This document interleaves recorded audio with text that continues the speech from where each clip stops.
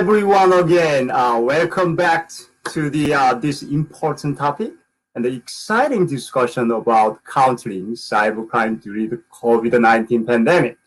My name is Shinchul Baek. I'm an assistant professor and director of cybersecurity study at the University of Scranton in Pennsylvania.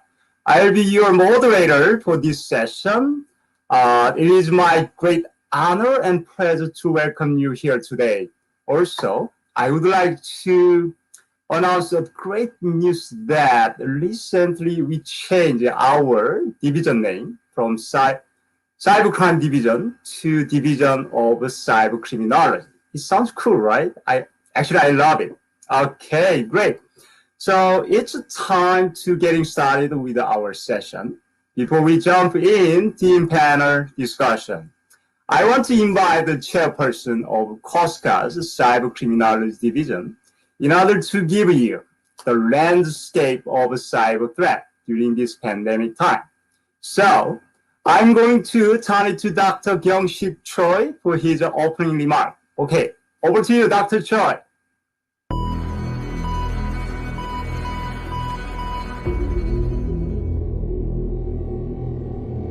Welcome to Division of Cybercriminology panel. My name is Kyung-Sik Choi. I'm the chair of Cybercriminology Division at KOSCA. On behalf of the Division of Cybercriminology, I'm pleased to welcome this cybercrime panel to make an opening. 8 new internet users join every second. We see over 250,000 new malwares and over 30,000 new infected websites every day. Your organization will fall victim to ransomware every 14 seconds. Even during the COVID-19 pandemic, cybercriminals are leveraging fear and panic to take advantage of many vulnerable victims for bogus cures, coronavirus phishing, federal stimulus check scam, as well as fake charity toward coronavirus causes. In addition, remote workforce makes cybersecurity much more vulnerable.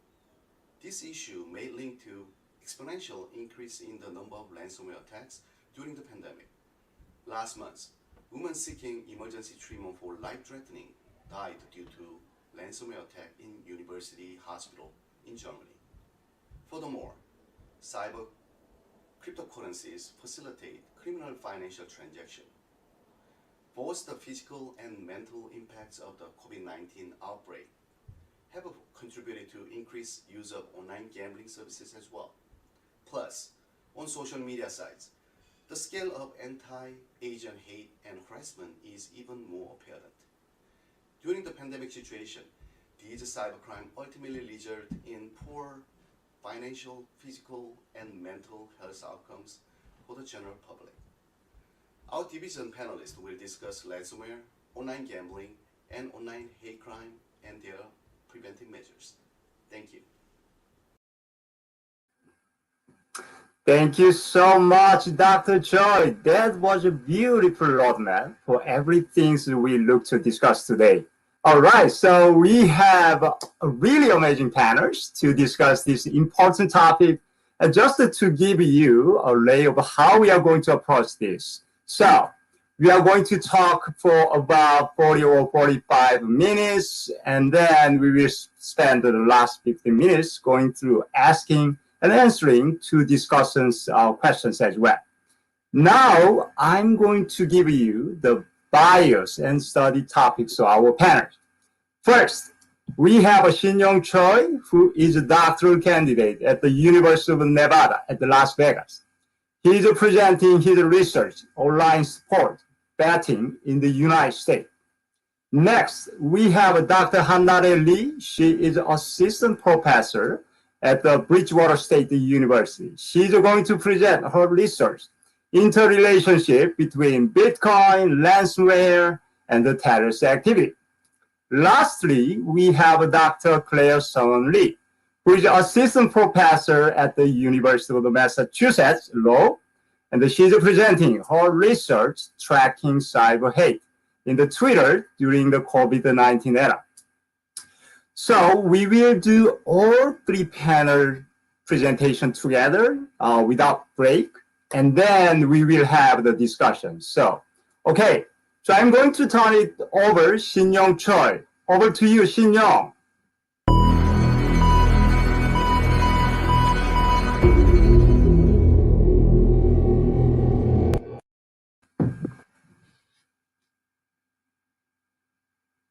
Hello everyone, my name is Sinyoung Choi. I'm a doctoral student at UNLV, and today I'm going to present about my research proposal, which is about illegal online sports betting. The title of research is Online Sports Betting in the United States, a multi-level analysis of factors predicting the decision to bet illegally or legally.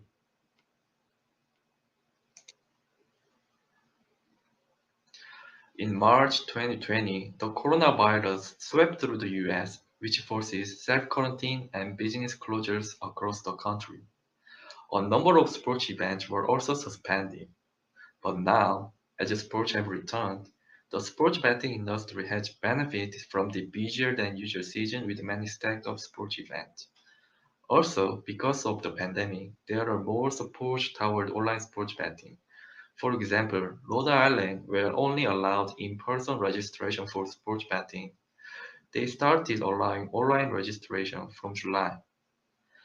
And during the pandemic, the sports betting industry has fueled by an increasing number of players because the pandemic may cause one's mental health problem, financial hardship, and social isolation, which can lead to increasing engagement in addictive behaviors like gambling.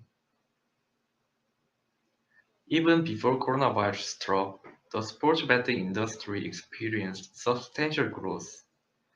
Sports betting used to be restricted for a long time. However, in 2018, the former federal ban, PASPA, was overturned, which paved the way for the legalization of sports betting across the country. As of August this year, more than 19 states legalized sports betting, which is a substantial increase from four legal states in 2017. Although legal sports betting industry has grown substantially, it still cannot beat the illegal market. It was reported that every year Americans place $150 billion worth of bets on illegal sports betting markets. And most illegal sports bets in the US are played through online illegal sports betting sites. And you might wonder how to define the illegality of online gambling. Regarding illegal operation, UIGA, which is the federal restriction of online gambling, it blocks all financial transactions to online gambling sites. And legal gambling sites should be licensed by state authority and locate all operation resources within the jurisdiction. And unregulated sites are generally divided into offshore sites and other illegal sites. Offshore sites are licensed and legal in the area where they are based in, but they also accept bets from players in other areas where they do not have a license. And regarding other illegal sites, they are unlicensed and sketchy. And recently, gambling sites using cryptocurrency are increasing. Legal online gambling players should be physically located within the jurisdiction and should not be affected by the gambling limitation set by the Gambling License Authority, and the other online gambling activities are considered as illegal. There are concerns and risks about illegal online gambling. It can compromise the legal market, which can harm tax revenue and local economy. Illegal sites may lack the responsible gambling measures, so that illegal users are more likely to experience problem gambling than legal users. Also, illegal sites may lack safeguards against consumer protection, so that illegal users are more likely to experience negative consequences of online gambling, such as victimization. Understanding US players' motive in using illegal sports betting sites is important to discourage use of illegal sites and to encourage use of legal sites. But there are little studies examining this. So the research questions are: first, what are the main factors that encourage online sports bettors to use illegal versus legal online sports betting websites? Second, are there demographic and behavioral differences between US bettors that use illegal as opposed to legal sites? Third, do our findings vary by US jurisdiction? There are few studies examining the main reasons for online gamblers preferring one gambling site over another. Wood and Williams reported that reputation was the most important factor, followed by customer experience, bonuses, and payout rate. Another study reported that bonus was the most important factor, followed by game variety, deposit method, reputation, and payout speed. Australian studies examined offshore gamblers and legal online gamblers. Gainsbury and others reported that offshore users are more care about reputation, price, betting option, and ease of play, while domestic gamblers were more likely to choose sites because of their legality, the availability of harm minimization instruments, and whether they had a corresponding account with the company in a land-based setting. Another Hearst study reported that offshore gamblers were more likely than their domestic gamblers to be affected by payout rate, game experience, and the advertising of a site as a domestic one. This study used a cross-sectional online survey design that will be distributed in multiple sports betting forums to target online sports bettors. Regarding measures, dependent variable is the use of illegal sites or legal sites only. Independent variables are reasons for choosing sites and factors that can affect one choosing site, including residence, frequency of online sports betting, and knowledge about the licensing. And we will use demographic information for control variables. We will use multi-level regression model as we are collecting data from individuals nested in the state. Using this model will allow us to first determine which factors affect sports bettors using illegal sites. Second, analyze variability between jurisdictions as well as between individuals. Third, account for any jurisdictional effect on the probability of using illegal sites. At the moment, we are collecting data now, and we are planning to finalize the project by March next year. Thank you guys for joining me for presentation. I hope you guys enjoyed it.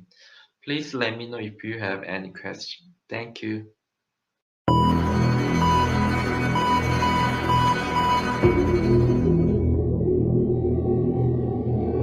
Hello, my name is Hannah Lee. I'm an assistant professor and a chair of Cybercriminology and Cybersecurity Graduate Certificate Program at the Bridgewater State University. Prior to start my presentation, I would like to thank everyone to attend today's presentation. I'm glad I can share my work with you all and also excited to hear questions and comments regarding the work. This research is a part of an ongoing research project with the Center for Cybercrime Investigation and Cybersecurity, which has been just accepted in Victims and Offenders Special Issue. Since the main topic of the study, ransomware and the use of Bitcoin, intersect with the current global pandemic, I've decided to discuss this paper with all of you today. That being said, let's start a journey of discussing interrelationship between Bitcoin, ransomware, and terrorist activities with me. In recent years, a new form of cyber extortion known as ransomware continues to leave the world feeling perplexed. Unlike most traditional forms of cybercrime, which thrive off operating undetected, ransomware is usually hard to detect operations. Your computers or system may already be infected with a ransomware variety, but it is in its dormancy until it receives the execution signal. Thus, simply, we were unaware of it. Ransomware is distinct with other types of cybercrime because it demands victims' attention and requires action. This often leaves the victims feeling extremely vulnerable and personally attacked. Imagine that you receive this message while doing your web surfing. If that happens to me, I know I will first scream and deny this happened to me, and since I know what to do, I will report the case right away. Still, if you receive this message, it is definitely hard to ignore, and it definitely grabs your attention, especially if your computer or system carry important files and data. If you do not have any prior knowledge regarding ransomware, you might be tempted to pay the ransom right away to restore your valuable data. And believe it or not, that was actually an official advice before, which is no longer the case. Anyway, the point is, ransomware is hard to ignore and demand us to react one way or another. In addition, the development of ransomware encryption software and Bitcoin have greatly facilitated the ransomware scheme. Bitcoin, which was introduced by the Satoshi Nakamoto in 2008, is a fast, open source, peer-to-peer cryptocurrency that relies on public-private key technology and a decentralized electronic clearing system. A decentralizing feature of Bitcoin guarantees no ties to any nation's currency or economy, enabling pseudonymous transactions with low or no fees. Thus, even compared to the existing financial system, Bitcoin leverages users, including cybercriminals, to engage in irrevocable and supposedly hard to trace financial transactions. These characteristics of ransomware and Bitcoin then give us a what if moment.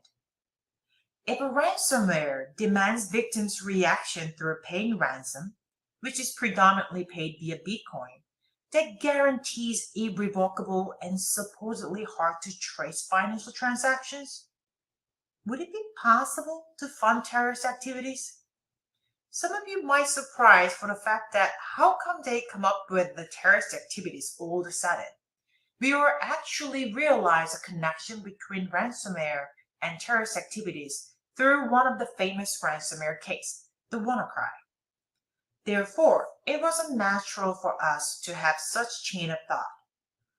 With that idea in mind, we start to research the connection between all three elements, and surprisingly, there was no empirical studies.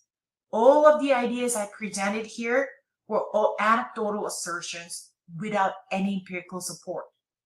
Furthermore, the US government in 2018 report considered Bitcoin as not an eminent threat factor, but as criminologists who exposed various theories to explain cyber behavior, criminal behaviors, we wanted to explore the connection and present the empirical evidence of these relationships.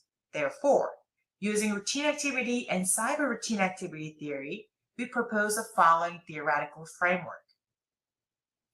Routine activity theory and cyber routine activity theory, which has evolved from the rational choice framework along with opportunity structure, assumes a rational decision-making process by individuals seeking the most cost-effective means based on opportunities, costs, and benefits to achieve specific goal. As a figure demonstrated, this study assumes that cyberspace provides a vast amount of opportunity to motivated offenders to target numerous suitable targets, where capable guardianship, especially formal guardianship, is lacking. Since cyberspace enables the convergence of three tenets, the opportunity to commit crime also increases. By combining these assumptions with anecdotal speculation of ransomware, Bitcoin, and terrorist connections, this study explores the following 6 hypotheses. Hypothesis 1. The ransomware prevalence affects the Bitcoin transaction, in other words, Bitcoin prices. Hypothesis 2. Bitcoin prices affects the prevalence of ransomware. Hypothesis 3. The ransomware prevalence affects the terrorist activities. Hypothesis 4. Bitcoin prices affect terrorist activities. Hypothesis 5. Terrorist activities affect the prevalence of ransomware. Last but not least, Hypothesis 6. Terrorist activities affect Bitcoin prices. To analyze these 6 dynamic properties of ransomware prevalence, Bitcoin prices, and terrorist activities, 3 different data sources were utilized. First, locating all varieties of occurrence of exact dates and places of ransomware is impossible at the current stage. Therefore, instead of getting a direct measure of ransomware frequency, we utilize a proxy measure of prevalence by using search queries from a popular search engine, Google Trend. To measure the changes in Bitcoin prices, we collected the daily Bitcoin trading data from Yahoo Financial website from August 2010 to December 2017. Then, it was aggregated to monthly format. Due to the skewness of the closing price of Bitcoin, we transformed the data using the natural log for the analysis. To capture the frequency of terrorism among several publicly available terrorism databases, we chose the Global Terrorism Database, since it includes both physical terrorist activities and various forms of cyber terrorism. To examine the recursive relationship of all three variables and the overall relationship of all three events during a 7-year time frame, we ran vector error correction model, which allows to model the recursive relationship pairs and a long-term dependency between variables. Through the examination, we found the support for hypothesis 1, the impact of ransomware prevalence on Bitcoin price, but failed to find support for hypothesis 2, the influence of Bitcoin price on ransomware prevalence. Also, the findings indicated support for hypothesis 3, the impact of ransomware prevalence on terrorist activities, but failed to find support for the hypothesis 5, the impact of terrorist activities on ransomware prevalence. Last but not least, the two recursive relationship between Bitcoin and terrorist activities were not supported, but we found a salient impact of the prevalence of ransomware and Bitcoin prices on overall terrorist activities, with a conversion speed of 43% from the previous month's error from terrorist activities within the current month. Since the current study is exploratory in nature, instead of specifying or weighing different types of terrorist activities, we utilize the frequency of the act. Therefore, the outcome could not explain how funds were generated from ransomware and how Bitcoins were used for terrorist activities. Rather, the findings suggested the presence of any relationship. Overall findings of the current study confirmed several anecdotal speculations, such as a unidirectional tie from ransomware prevalence to terrorist activities and another tie from ransomware prevalence to Bitcoin price. In addition, a salient impact of the prevalence of ransomware and Bitcoin prices on overall terrorist activities also warrant the need for policies that can regulate ransomware and Bitcoin. Therefore, we assert that now is a time for being proactive. Since there has been a connection to terrorist activities and the current development of technologies, we propose several deterrent strategies, such as arms control policy and an effective incident response plan. The author, B, also suggests a semi-mandatory in-depth training and workshop of the best practices by cybersecurity professionals who are up to date on the new varieties of ransomware, and recommends strengthening the human firewall aspects of any organization or agencies. The outcome of these approaches will not be instant, but will gradually pay off the efforts and the money invested. And that sums up today's presentation. Thank you, and I look forward to hearing inquiries and comments from all of you. If you have further questions after the Q&A session, please feel free to contact me via my email. Once again, thank you for the great opportunity to share my study with you.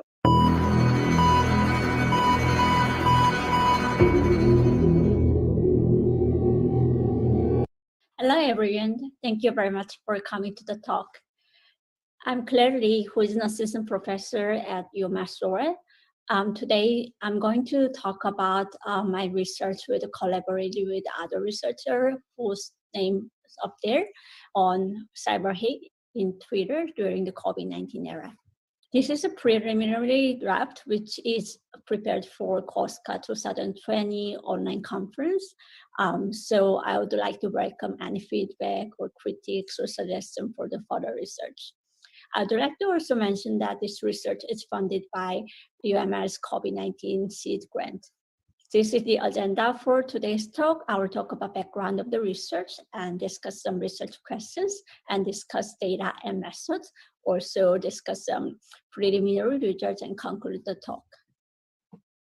So during the COVID-19 era, as you might know, well, there are a lot of things going on, especially online hate speech, online racism towards Asian Americans, in particular for Chinese Americans.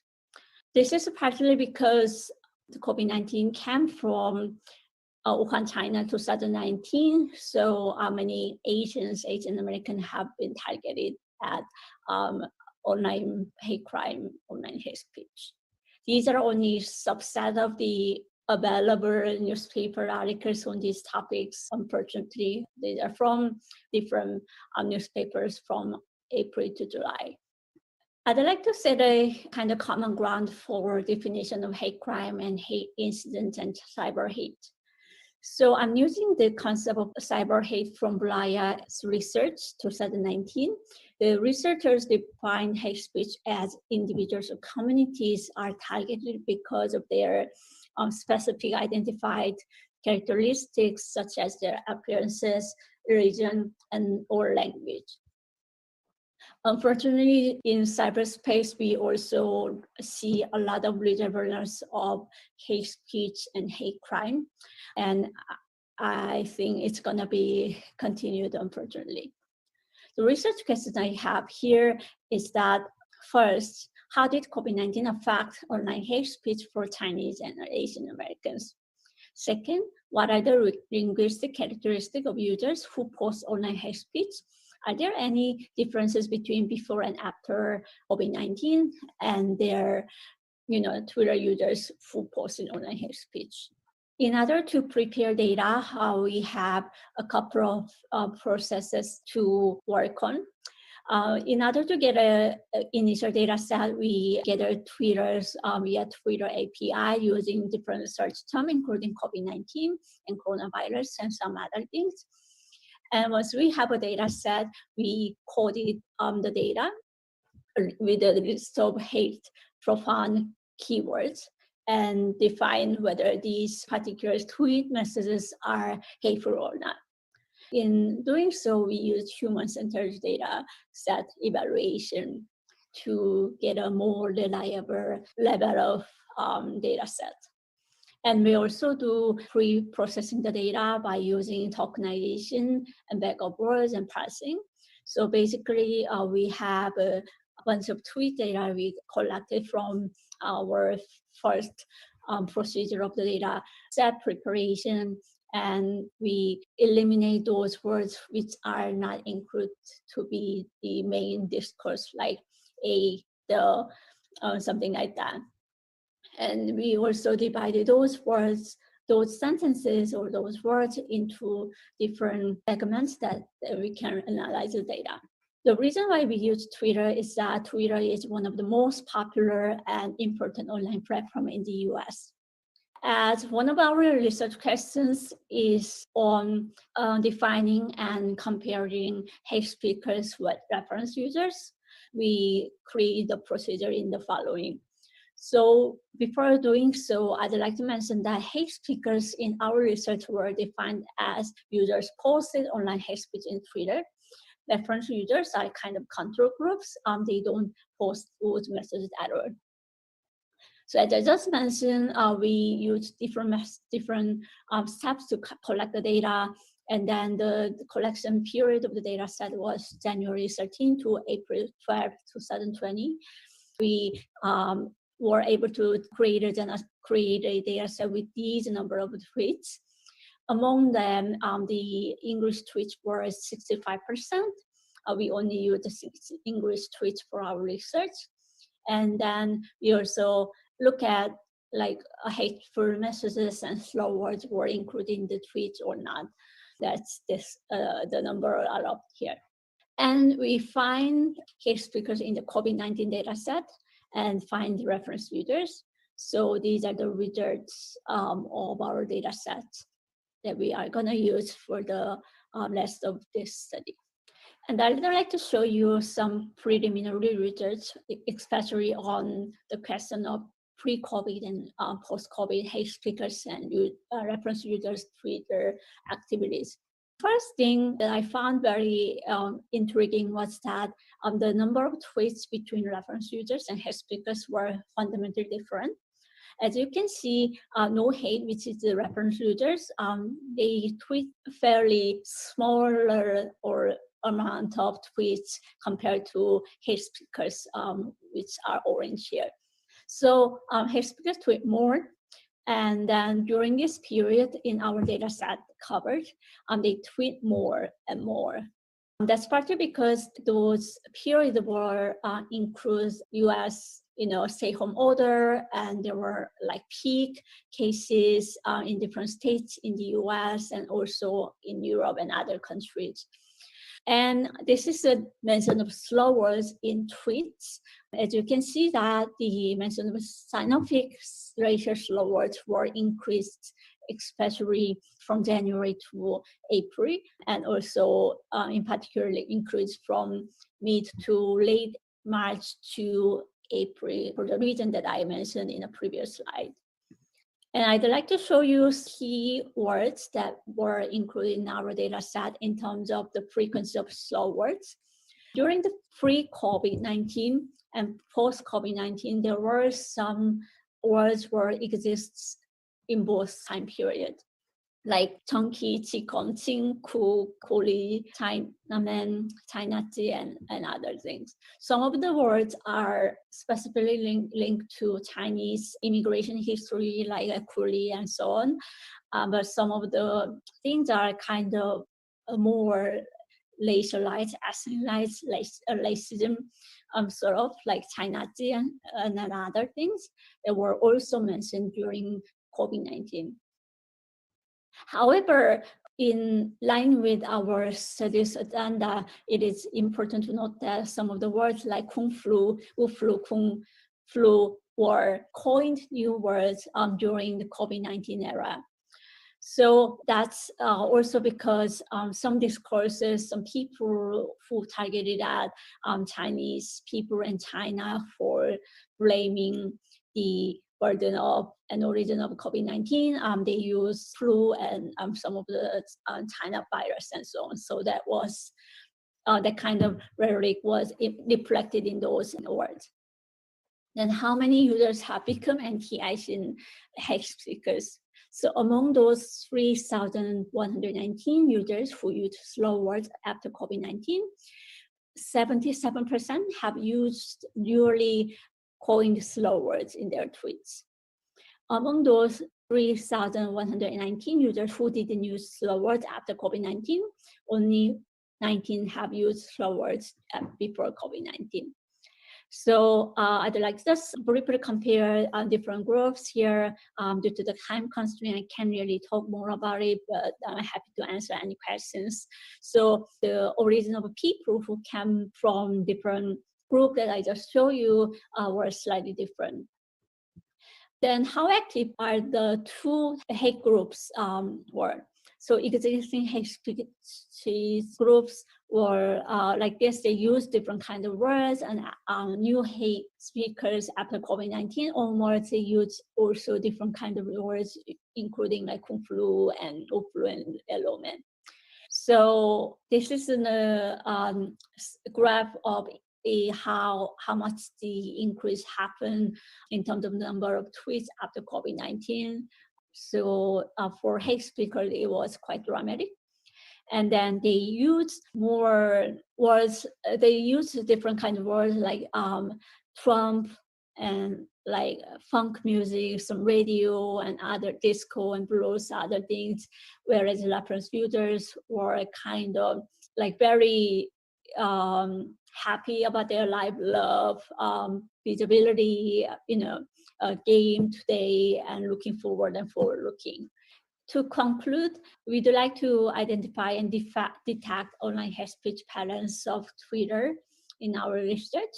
So we found that newly appearing slow words exist during COVID-19, and also found that hate users use more tweets than reference users before and during COVID-19. And words hate users use and words reference users use were quite different. Mappen analyzed text data from Twitter of COVID-19 related cyber hate perpetrator and how they engage in and facilitate online racism in this platform. We wouldn't really elaborate too much on these points, but like in the paper we are gonna write, we will talk more about those. And there are certain implications for victims and policies and cybercrime and cybersecurity, and how we can mitigate the level of cyber hate on social media, especially during the COVID-19, and also our lives moving forward.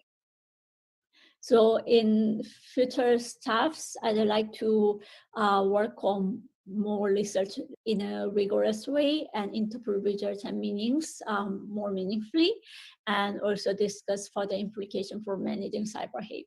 Thank you so much for coming to the talk. If you have any questions or have any suggestions, please email me at this email address. Thank you so much for being here.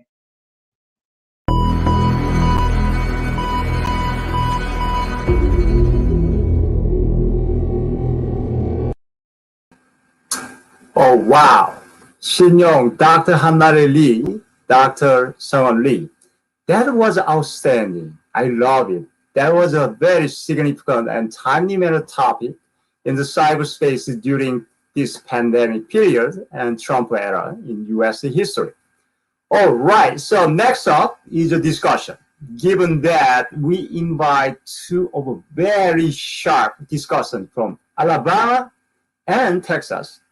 First, Dr. Hae-Young Lim is an associate professor at the University of Alabama in Birmingham. Next, Dr. Jae-Young Choi is an assistant professor at the Angelo State University in Texas. Dr. Lim, would you mind if you first starting offering the discussion question to our panel? Sure, thank you. First of all, thank you for Shin-Young, your interest in such an important topic, but that has not been studied much. As a non-gambler, me, I could learn more about illegal gambling, especially illegal online bettors and online sports book from your presentation. Because this study is in the progress, so I would like to ask a general but important question to you. The first one is, what do you think?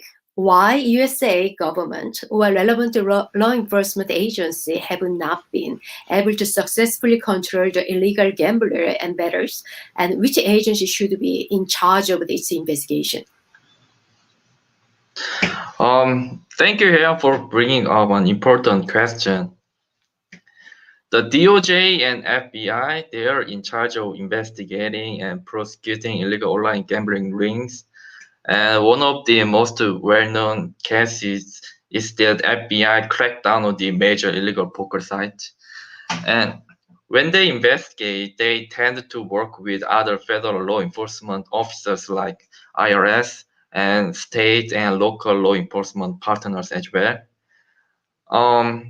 It is very difficult to control illegal gambling market through the prosecution because there are too many illegal online gamblers who are able to reach the unlicensed sites, one A or another. And also there are many unlicensed sites with the advanced technology who often take a quick action to law enforcement detection. But law enforcement agents tend to lack effective cybercrime investigation skills and have limited resources for cybercrime investigation.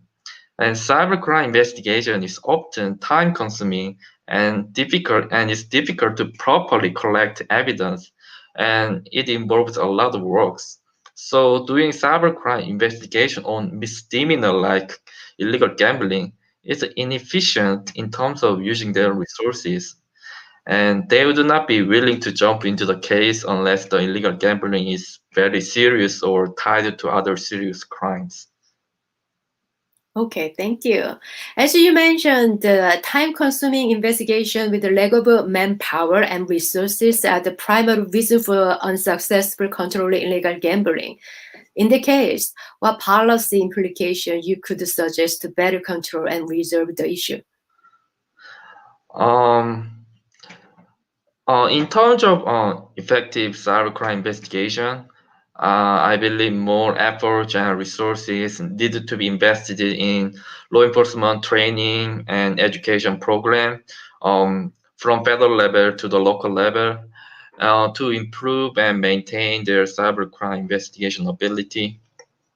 I also believe that the best way to end the illegal gambling is to decrease the demand for it.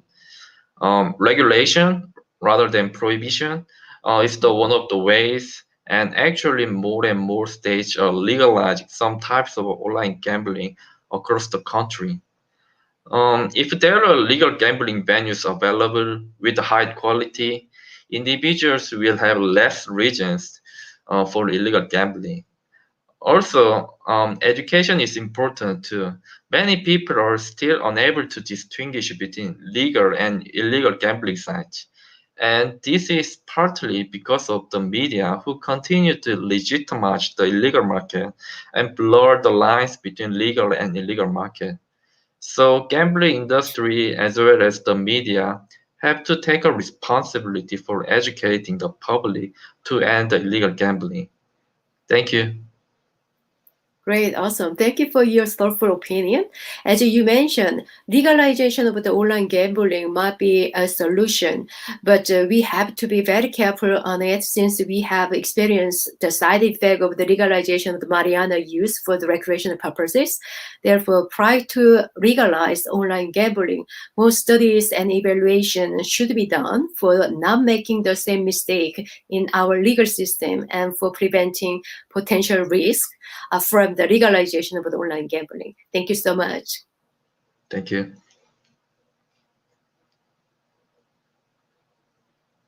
Seems like Shin-young, you have another question from audience.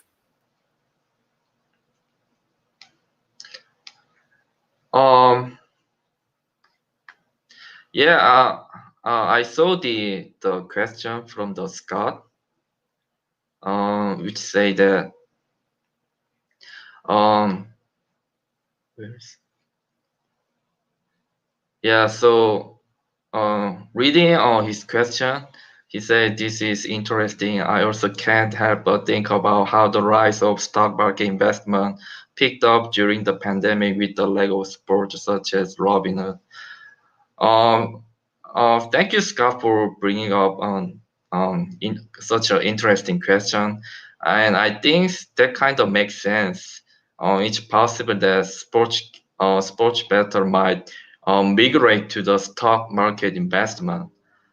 Um, but I also believe that it might be because of the pandemic that not only caused the lack of sports events earlier this year, but also it also impacted the stock market. You know, during the pandemic, the U.S. economy has plunged, um, you- and stock market has been dropped and very unstable and fluctuating often.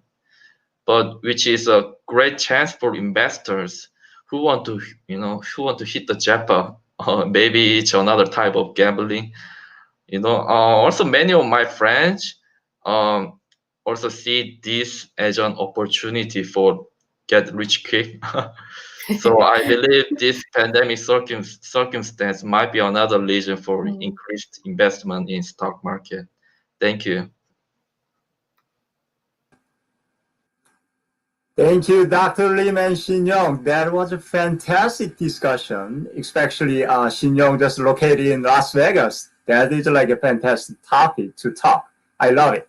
Next, Dr. Jae-young Choi, would you mind if you start next question to our panelists? Hi, everyone. Thank you for your great presentation, Hannah.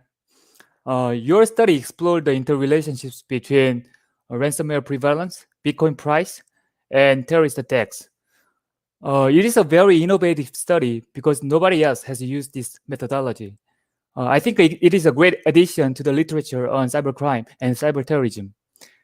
One of your findings is that as ransomware prevalence goes up, Bitcoin price goes up. I actually could not make the clear connection between these variables.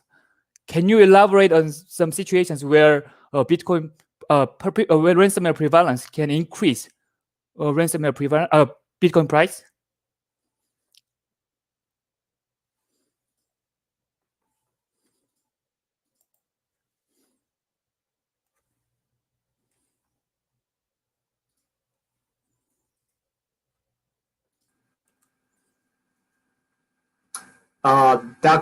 Dr. Lee, would you mind if we just unmute?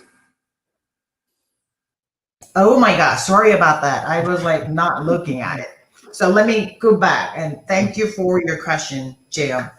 Actually, it's demonstrated the presentation. Most of the ransomware varieties in the last decade requires victims to pay ransoms using the Bitcoin. Therefore, there's no doubt that ransomware and Bitcoins are bound of each other. The issue becomes the magnitude, whether the scale and the prevalence of ransomware affect the changes in the Bitcoin prices. And the current study demonstrated such a relationship. Ransomware increases, Bitcoin price goes up. Furthermore, the fact that biggest jump of Bitcoin prices in 2017 correspond to the WannaCry, which is one of the well-known ransomware cases, clearly set the example between the ransomware and Bitcoin. Thank you for your answer.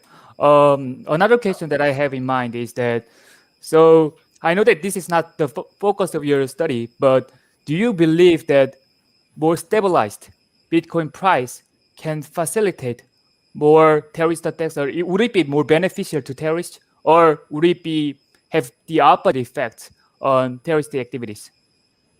That is really great question. Ever since I have built interest in this particular area of study, I've started to read articles in conjunction to possibilities of Bitcoin or other cryptocurrencies to replacing or substituting money. This is still a very hot button topic, and scholars in various fields, including economics, finance, and even political scientists, express different perspectives because of Bitcoin's current volatile nature. Without volatility, I mean with stability that James suggested, Bitcoin would become quite an attractive and practical means of financial resources for everyone, including terrorists.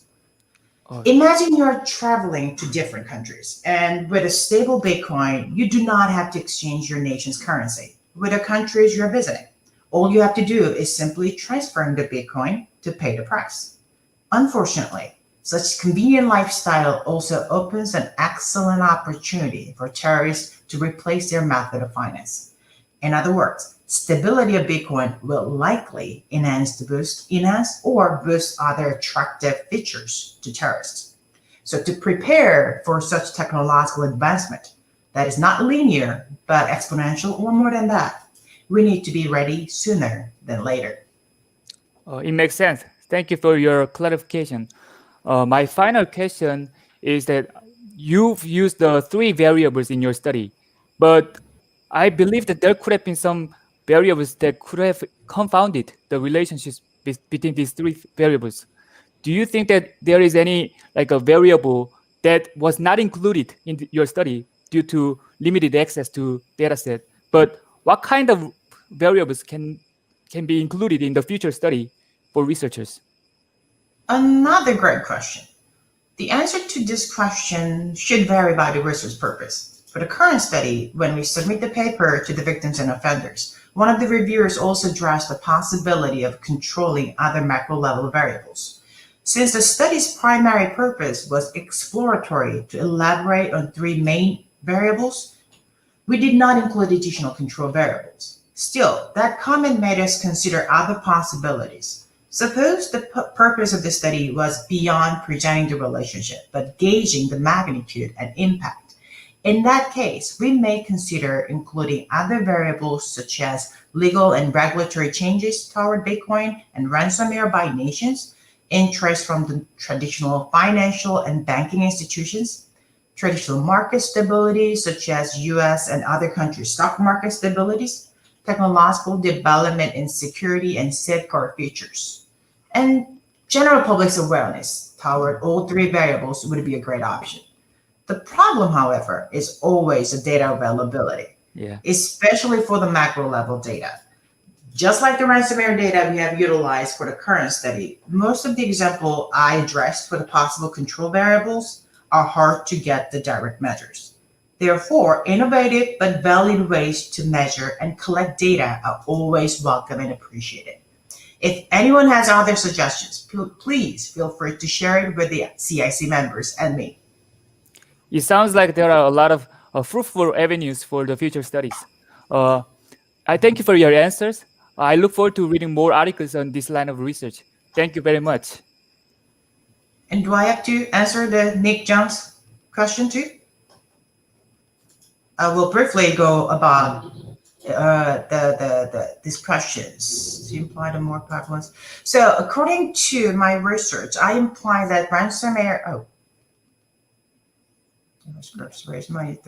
there is a case, the reported cases about the terrorist groups actually use ransomware to finance their finance their activities. There are at least 5 different cases that I've been reading so far, and if you would like to know the list, please contact me and I can share the list with you.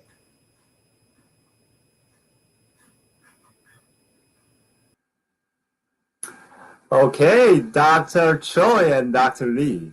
It was very impressive. I really appreciate it. Dr. Lim, again, would you like to have the second round of discussion question to our panels? Over to you, Dr. Lim. Oh, sure. Wow, Claire, I'm very impressed on your well-timed innovative research. Historically, hate crime have continued even in the process of rapidly growing civilization and evolution. It seems that the primary purpose was to overpower or control the opponent by showing relative superiority and strength.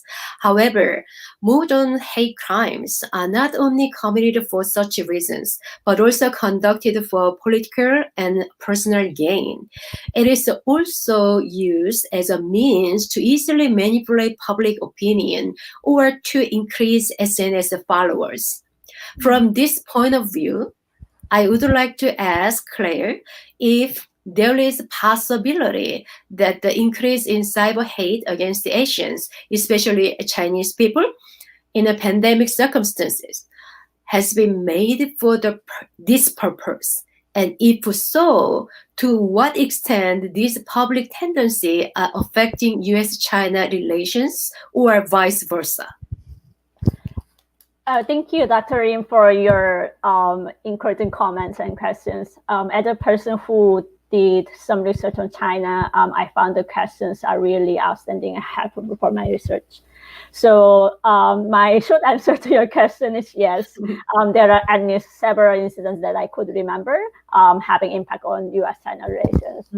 First, like trade wars between China and U.S. that has worsened the Sino-U.S. relationship so much, and also like circumventing the number of Chinese international students and scholars come to U.S. and all that have been really impacted on the U.S.-China relations. On a cybersecurity front, although U.S. kind of delayed on banning TikTok, but probably it will happen pretty soon, and also some other Chinese social media like WeChat, Weixin. So these are kind of another like heated debated points that many people are still thinking about that would affect on like public relations and also government relations between the two countries. So having said that, I forgot to mention that like during and after the pandemic, the fact that coronavirus actually came from China, Wuhan, China in December 2019, that create a lot of tension between Chinese and non-Chinese people and Asian versus non-Asian people.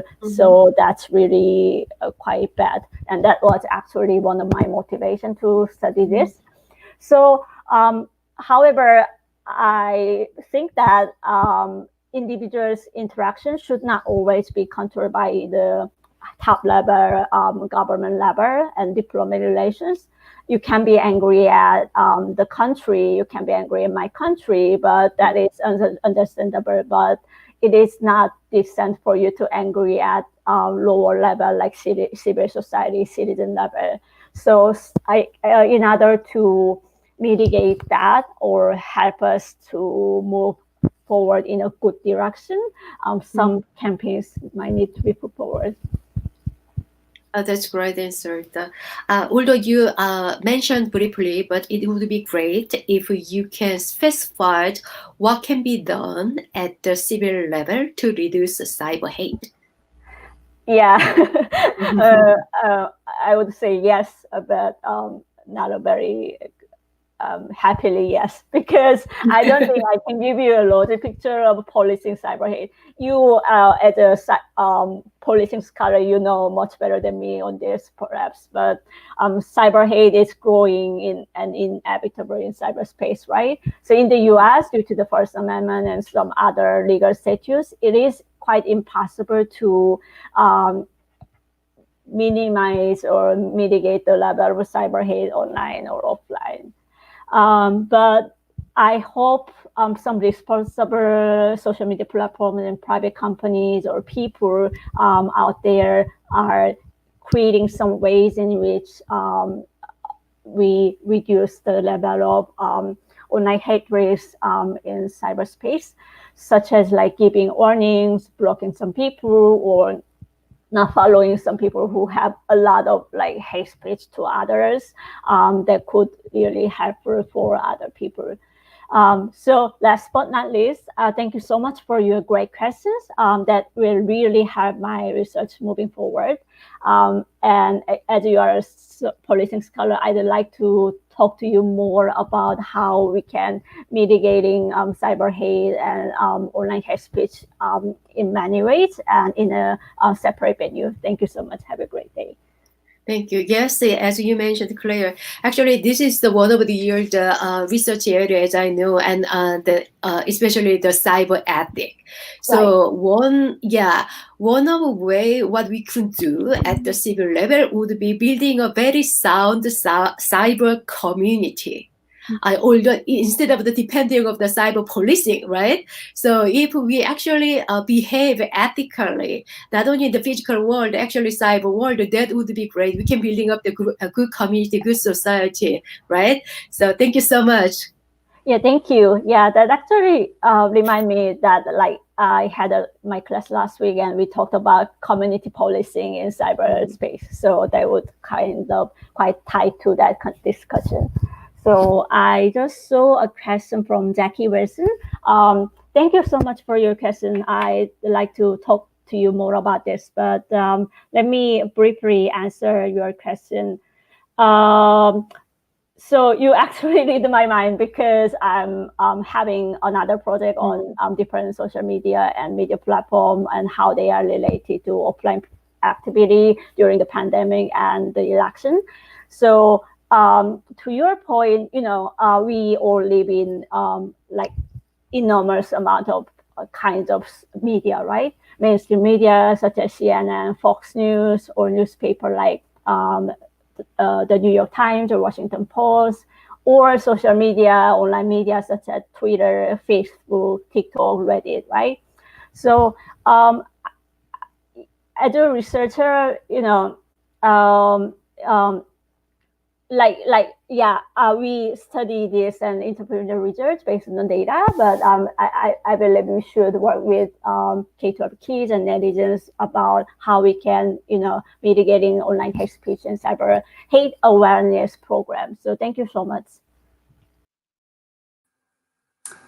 Jackie Wilson, actually a friend of mine. She's very sharp to ask questions to our panelists. Thank you, Jackie. Thank you all. It was amazing and very informative, active discussion.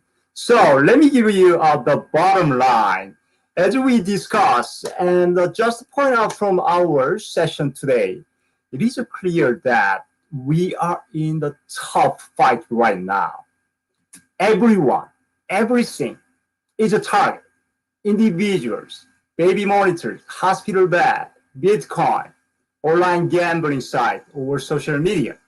Even COVID-19 pandemic gave cyber actors, terrorists, hate crime offenders more criminal opportunity to exploit or hit our citizens, our critical infrastructure, and democracy itself. Let me be clear. Your risk is my risk. My risk is your risk now.